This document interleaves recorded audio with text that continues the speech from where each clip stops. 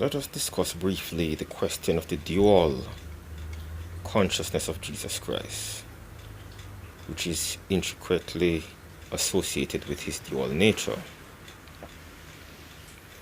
The dual consciousness plays an important role because without his consciousness he cannot relate to his creation.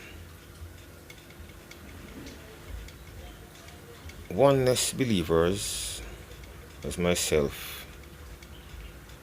makes this kind of assertion that when Jesus prayed, he was not praying to another divine person, but that he, as man, in his finite existence, addressed himself in his infinite existence, which knows no end, as the word infinite suggests, by reason of the fact that he was both the infinite God, who became the finite man, and who at the same time didn't cease to be the infinite God. Now, the question now is, Jesus Christ as God, did he have a divine consciousness before the incarnation? It is in my honest opinion that he did. When he was conceived in the womb of the Virgin Mary, did he assume a human consciousness which developed in time? Yes, I think he was very much human, fully man, just as how he was fully God. Yes, he had a human consciousness.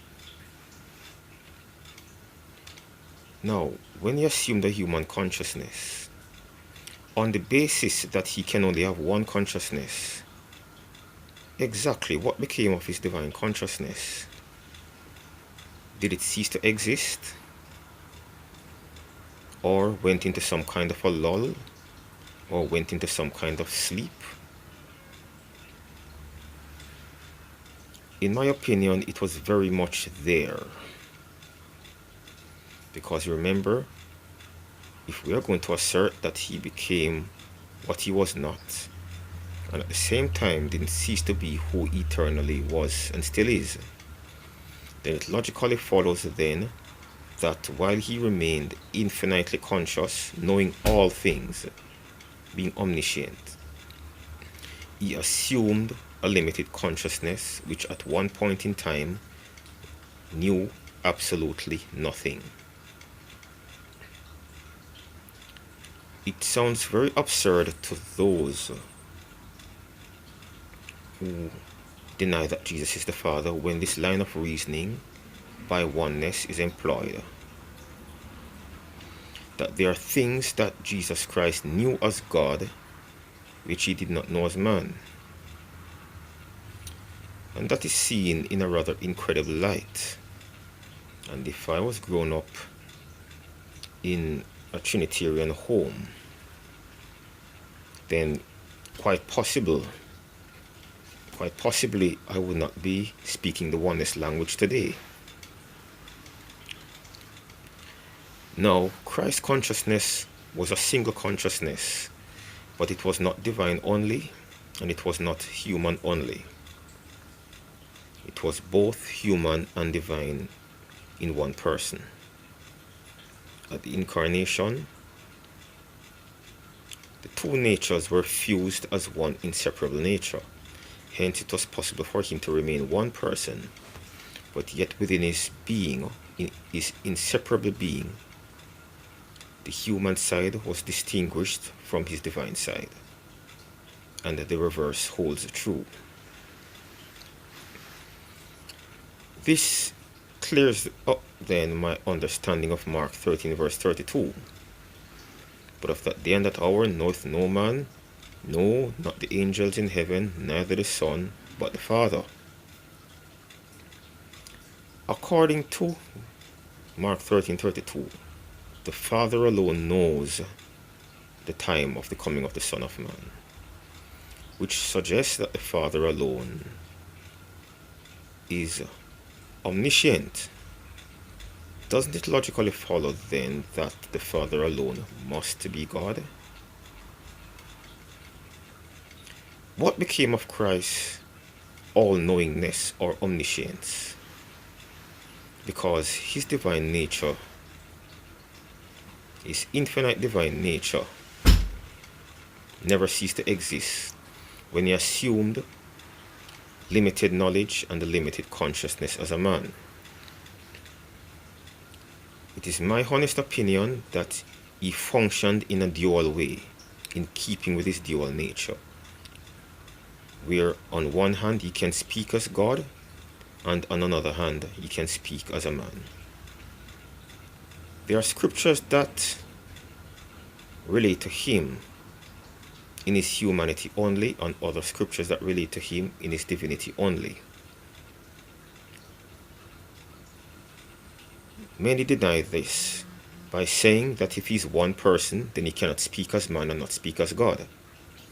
Okay, let me ask this question. When he said that I thirst, was he speaking as the God-man, or was he speaking as the man only? When the Bible said that he died, did he die as the God-man, or did he die as the man only? He was crucified. That relates to his unipersonality. Was he crucified as the God-man, God being spirit who cannot die, or was he crucified as the man only? This now shows that there are some things that apply to him as God, but which doesn't apply to him as man, and the reverse holds true.